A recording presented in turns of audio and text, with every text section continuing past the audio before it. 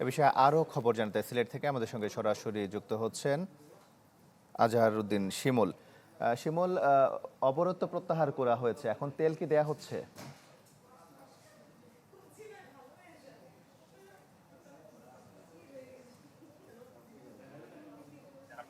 মালিক সমিতির সদস্যরা রয়েছেন।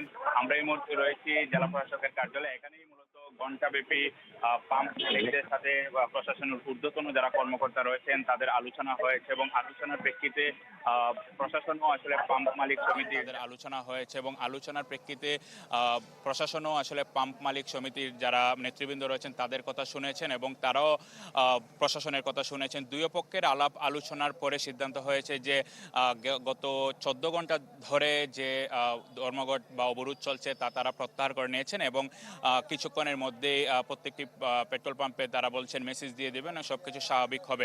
নতুন বাংলাদেশ গড়তে এলো জুলফিকার স্টিল। জুলফিকার স্টিল, ইস্পাত দৃঢ় অঙ্গীকার।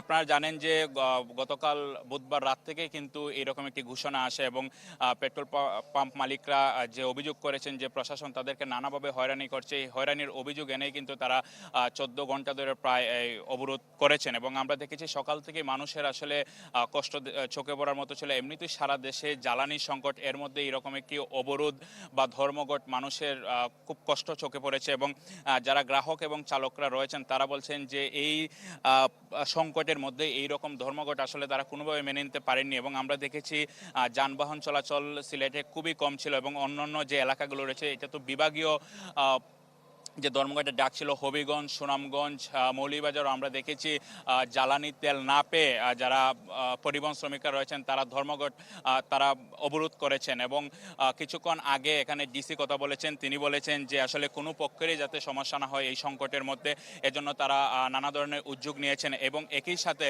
যারা পাম্প মালিক সমিতির সদস্যরা রয়েছেন তারাও নানানভাবে প্রশাসনকে আশ্বাস দিয়েছেন তাদের পক্ষ থেকে কোনো ঝামেলা তৈরি হবে না এবং তারাও বলেছেন যে প্রশাসনের পক্ষ থেকে যাতে অযৌক্তিক কোনো হয়রানি না করা হয় সেই আশ্বাসে কিন্তু তারা আসলে প্রত্যাহার করে নিয়েছেন এবং সারাদিনই মানুষের দুর্ভোগ ছিল এবং সাধারণ মানুষের প্রত্যাশা এই রকম ধর্মঘট যাতে সামনের দিনগুলোতে না আসে এই সংকটের মধ্যে।